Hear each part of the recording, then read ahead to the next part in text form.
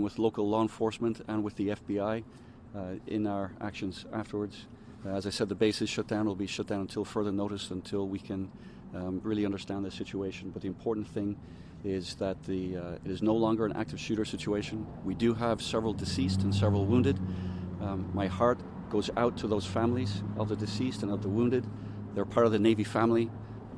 They're part of us, and our heart goes out to those of you who may be affected by this tragedy. As I said, we're working with local, county, law enforcement, and federal entities. And right now, I'd like to pass it over to the mayor. See if you have anything further to add, sir. Captain, certainly this is a tragic day for the city of Pensacola. NAS is incredibly an important part of our community. For 200 years, this has been a part of the city of Pensacola, and we're a military town. Our hearts and prayers are connected to all those that serve us every day, and certainly the expectation that this would happen here at home was unexpected. But I can tell you that all of our sympathies are with the men and women who are out here on this base, and we are currently in a support role. We will continue to do that. We are certainly thinking about all those individuals who are still hospitalized, and our thoughts and prayers are with them. I will say this is a resilient community. We will overcome this, but today this is certainly a tragic day, and our thoughts and prayers are with all of them. Let me say, for those of you locally, if you have no business over on this part of Warrington, please do not come over here. Everything is closed down. We will continue to have our police officers with the sheriff's officers keeping people from over here at this particular time. So if you don't have business over here, please do not come over to this side of town. But again, thank you very much for the opportunity to be here and just express how our condolences and our sorrows for those here at the Naval Air Station.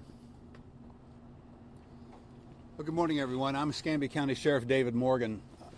At approximately 6:51 this morning, the call went out to the Escambia County Sheriff's Office Central Dispatch that there was an active shooter on Naval Air Station Pensacola. We had 2 units immediately respond, many to come behind, of course. While we would love to do a full disclosure with you this morning about everything that we are aware of, quite obviously we cannot do that. There are things that we are now in the investigative process that are required to be held back by not just the Escambia County Sheriff's Office, but our lead federal agencies, which of course are the FBI and the ATF and the associated federal partners that we have, and the U.S. Attorney's Office is also present. As the mayor said, I want to assure our community that the threat has been negated. Our community is secure at this time. We have no reason to believe or are we looking for any additional shooters within Escambia County, not just within the parameters of NAS Pensacola. I would tell you this strikes home particularly hard for me as a retired military member. Walking through the crime scene was like being on the set of a movie. And as the mayor eloquently put, you just don't expect this to happen at home. This doesn't happen in Escambia County. It doesn't happen in Pensacola. It doesn't happen to our friends and neighbors who are members of the United States Navy. But it did, and it has. And so for now, we're here to pick up the pieces. We have 2 officers at the Escambia County Sheriff's Office in the initial response that negated the threat that are now in a local hospital.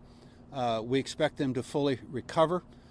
It was a member of the Escambia County Sheriff's Office that did negate the threat. I will share that with you. It was one of our officers that did that. As the captain said, we have as of right now, we do have 4 deceased and approximately 8 total. That includes the ones that have deceased, by the way, that are injured. The crime scene processing continues under the auspices of the FBI and the ATF. We are lending all local assistance that we have to this effort, everything from command buses to crime scene techs if they are so needed. We ask for the prayers of the community, and we ask for the assistance of the press. Please be patient. These things are ever evolving. You may hear a misstatement from one of us at this juncture. Why? Because we've got a lot of moving parts in this machine, and we're all trying to get it in sync. And so if something comes back later that we have to correct, I would ask that you not be overly critical. The reason why I say that is this, is we have grieving families at this moment. That the Navy now, with their grief counselors and with ours at the Escambia County Sheriff's Office, are going out to handle the human side of a police action. We need your assistance with that. We need your partnership at this point. And we have enough critics in our community, and we ask that you assist us. So if we reach out to you as a member of the press and ask for that assistance, I ask that you come forward with it. At that time, at this juncture, I will stop, and I believe Captain Kinsella wants to open it for questions. All right, we'll answer any questions that we can. Before it opened for questions, I just want to say publicly how grateful we are of the assistance from the Sheriff's Department. As the Sheriff said, it was a couple of his deputies that neutralized the active shooter. It could have been a lot worse if we didn't have the response that we did from our local partners. So, sir, thank you. Thank you. And Mayor, thank you for your support, and thank you to the county for your support also. This is a community effort. And so, any questions? Yeah, was the shooter a military person? Did you say that? I don't want to talk about the identity of the shooter at this time. I'm sorry. Can we talk about where on base it happened? Yes, it happened in one of our classroom buildings. Which classroom? It was in. Well, I don't want to say it this time because it's there's a lot of worried folks out there that don't know if it was in where their people worked or not. And I don't want to unnecessarily worry folks at this time. So that'll come out in time. How's the process of notifying the families right now? Again, we're working through it. We're working through it. I appreciate the question, but we're working through it as best we can to make sure that the right people know at the right time, and we don't do it through the media. But thank you. Do we know where the officers were shot? Or we sure do. Yeah, we do. They were. If you want to take that one. Chief. Yeah, the two deputies that initially engaged the suspect, one was shot in the arm and one was shot in the knee. The one that shot in the arm is being treated at a local hospital, and the one that was shot in the knee is currently in surgery. Both expected to survive. What was the response time from when the shots first rang out to, when the deputies engaged? So I think you should be able to answer that. Go ahead, Chief. Well, I can tell you we have a precinct nearby. We got the call, as Sheriff Morgan mentioned, about 9 minutes before 7 o'clock, and we had officers here within just a couple of minutes. They quickly went to the location, as the captain said, the building in which the active shooter was, and it covered a couple of different floors. This is a rather large building. The deputies and those assisting agencies from the Pensacola Police Department, FHP, FDLE, and all that you see around here all worked in conjunction to neutralize the threat, and that's why there was not more loss of life. What is your name, sir? Chip Simmons, CHIP-SIMMONS. I'm the Chief Deputy from the Sheriff's Office. how long was the engagement the total time? Again, I don't have the exact numbers, but I can tell you that it did cover 2 floors from that one building. As Sheriff mentioned, when you get into the scene like that, it is a bit like a movie because you have spent shell casings all over, but the first thing you want to do is to make sure that the threat is no longer a threat. You neutralize that threat, and then secondarily what you want to do is you present aid to the injured, and that's why what we have is we have 8 individuals that were transported to a local hospital. One of those later succumbed to the injuries, and then we have 3 others that remain at the building, and that is part of the active crime scene. Is this being regarded as an act of terrorism? I don't even want to speculate on that at this time. I appreciate the question, but it's nothing we want to speculate right now. We're taking care of what we need to take care of. I'll speak for law enforcement too. At this time, as the captain said, it's inappropriate to discuss that issue. And again, that would be more appropriately coming from our federal agencies. And when they're prepared to give you an update on the conduct of the investigation and those sorts of questions, they'll release that information. Sheriff, can we get a little clarification on the numbers here? You said there were a total of 8 people affected by this. Yes, that is correct. How many victims are deceased? We have 4 deceased, Chief. Including the shooter? Yes. That's correct. There are 4 people right now deceased. One is the shooter, and there are 8 people currently at Baptist Hospital. One of them have deceased, and then there are 3 remain at the crime scene. So it was a total of 11 people, 4 of which have deceased. One of those 4 is the active shooter. And 2 deputies are included in the wounded. That's correct. Thanks. Yeah. Now, how about NAS Pensacola does security exercises throughout the year? I understand they train for these exact types of situations. Yeah, you bet. We work with our local law enforcement partners to do that. We train on this regularly. Active shooter is something that's very in the front of our minds for our security department when they train. So yes, we do. We train pretty regularly for it. We have an MOA with NAS Pensacola, of course, where we do joint training, and also part of that MOA is that we are a response unit to assist NAS, and of course that's what was put in place this morning. It was our security forces. They were the first responders there, and then the sheriff's department came and backed us up. Can you tell us what kind of weapon the shooter was using? I cannot, no. So can you tell us about you said it's in a classroom, I believe. What goes? Well, this is it's a training base. Almost all of our buildings are classroom buildings, so it would be hard for something like this to happen and not be in that type of environment. But I don't want to say which building it was due to the sensitivity still of releasing information. Yeah, and if I could, I'll expand on what the reason why folks were reluctant to give some specifics. Notifications have not been completed. So if I or the captain speak any more specific, and you're a mother or father that has a son or a daughter that's in the Navy, and they're assigned to the Navy base, and they're assigned to this particular training area, families know that.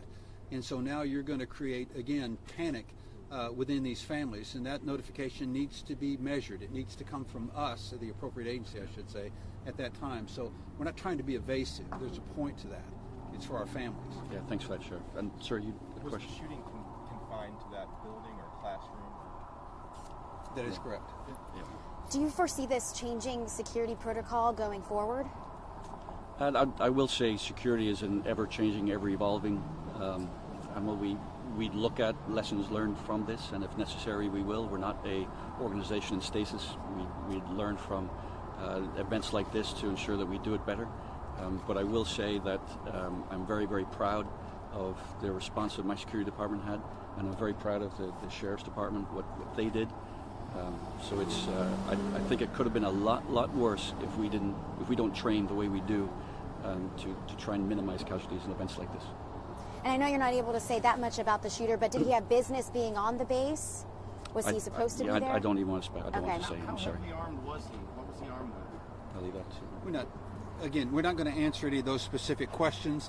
A press conference will be planned later on this afternoon, and I will also tell you, as part of our protocol, stepping outside the Navy side of it, we have a governor and elected officials that we need to also brief to ensure that they're aware of what occurred at NAS Pensacola. So there's a lot of moving parts in this machine that you will get the information. It's just you won't get all that information right now.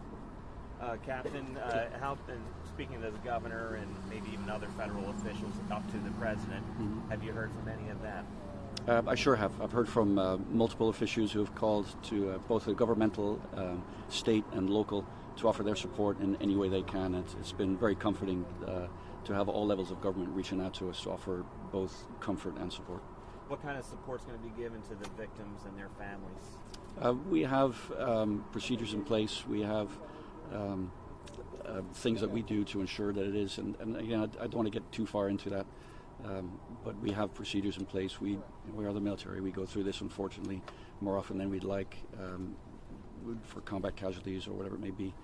So our casualty assistance officers will be following the necessary protocols to ensure that we take care of those people within our Navy family and beyond. Like the mayor can update that question too. I do wish to say that the governor's office and the White House have contacted us, the city of Pensacola. I know they've contacted Escambia County as well, and said any assets that they have would be available to us. At this particular time, I think that we told them we're all assessing, we're supporting, and we will inform them as soon as we know what those requests would be. But they have been in touch with us, and I know I talked with Commissioner Bender. He said they've also been in touch with Escambia County as well. Yeah, I've received 2 calls from Senator Scott's office this morning, so trust me, the relationship runs deep here, and this is one of those times. Anything we need, we're going to get. So for families who are split up right now, there's a mother who had a 3-month-old who was on the base. She was trying to get. What information do you have for when people will be allowed back on base? Again, the base is secure. The number of people that have been injured, transported, have been reported to the community now, not named specifically. But I would assure everyone that if you had a family member that's directly involved with this, that is local, you're going to be notified very quickly. And again, that's why we want to allay most of those fears. Those, again, who have suffered, the deceased, if you will, and the victims, that will take a little bit longer. But I'd let Captain Kinsella speak specifically. Thanks for asking that question. As I mentioned, the base is the base is shut down for until further notice. Sorry. The personnel that are on base now, we're working at getting them off base in an orderly manner. They are going to stay in place and remain in place until we can get them off the base in an orderly and safe manner. And we'll be notifying those people building by building using the appropriate chain of command to ensure that we have an orderly evacuation of the base of those personnel that we need to get off and need to get home to their loved ones. Sheriff, your 2 deputies who were hurt, were they shot? That is correct. Okay. By the active shooter? We're not prepared to release that information at this time. Shots were exchanged. About how long will the museum on base be closed? Until further notice. Okay. Yeah, I can't say. Okay. I think I'll wrap it up. I think that in relations to the question you asked about the deputies being shot, as horrendous as this event has been, and as much as our thoughts and prayers goes out to those victims, I think that it's also important to note the heroism that took place this morning, and that was from the Navy police, the DOD police, the Escambia County Sheriff's deputies, again, 2 of which got shot doing this response, but also our partners with the Florida Highway Patrol, the Pensacola Police Department, obviously our state and federal partners. So again, I don't want to lose sight of the fact that they got here in short order. They neutralized the threat, and again, as I mentioned before, so that there's no further loss of life. So let's just keep that in the back of our mind, as well as the thoughts that to those that are injured, and certainly to the family of those who lost their lives this morning. You're absolutely right, Chip. And sir, there's also a mother back there who has a 3-month-old still on the base that she was trying to get to. Yeah, he just asked that question. Okay. She had a 3-month-old she was trying to get to. We'll if I can talk to you after this, and then we will take care of that. Sure. Any other questions? All right, thank you all very much.